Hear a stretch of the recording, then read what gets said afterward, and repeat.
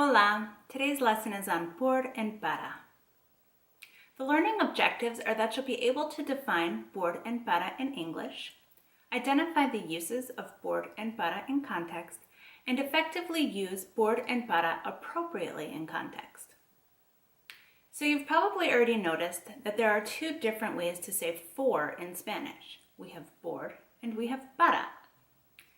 In this lesson, we're going to look at the two different ways that por and para are used.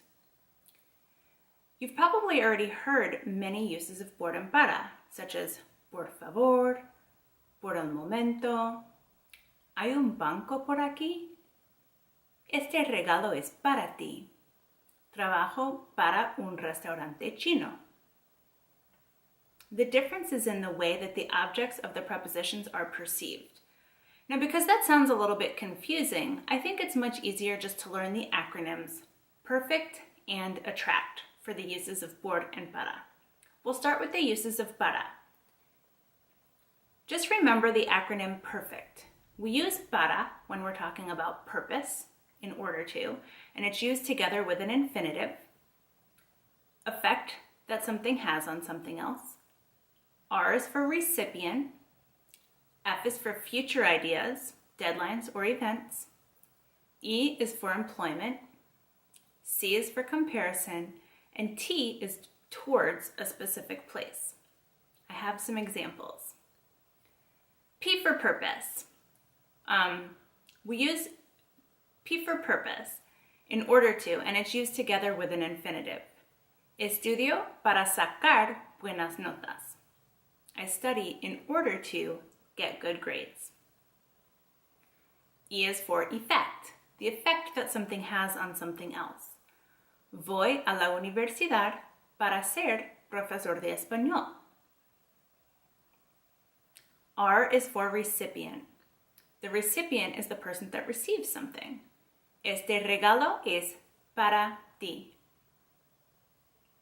F is for future, so future dates, deadlines, or events.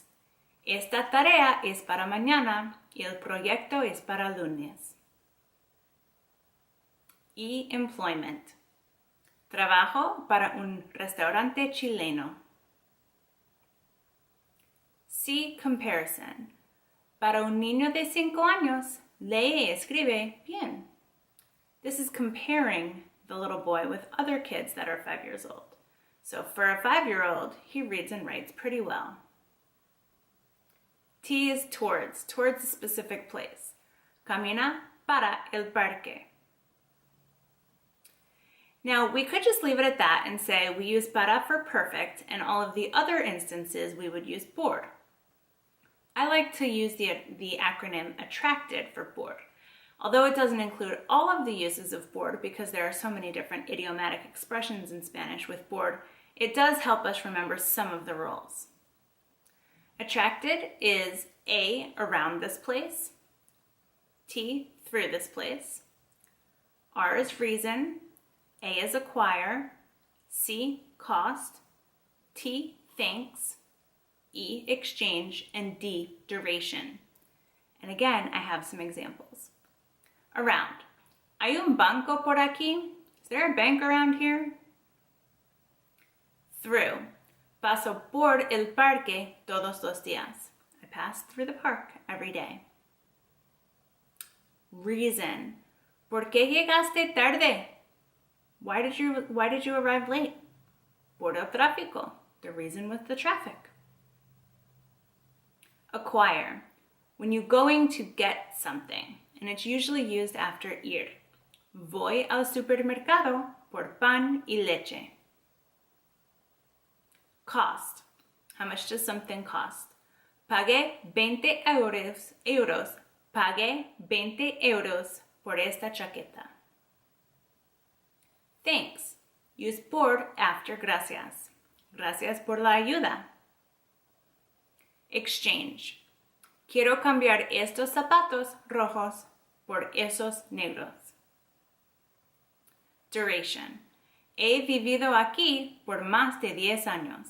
I've lived here for more than 10 years. So we can practice. ¿A dónde vas? Voy al mercado. ¿Qué?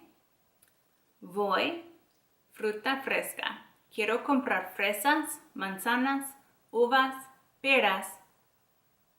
Hacer una ensalada de frutas. Do you have an idea of what would go in the blanks? ¿A dónde vas? Voy al mercado. ¿Por qué? Voy por fruta fresca. Quiero comprar fresas, manzanas, uvas y peras para hacer una ensalada de frutas.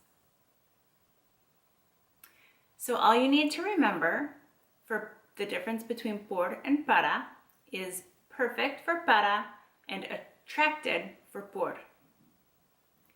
Time to check yourself. Can you define por and para in English? Are you able to identify the uses of por and para in context? And can you effectively use por and para appropriately in context? If so, you're doing great. Adios.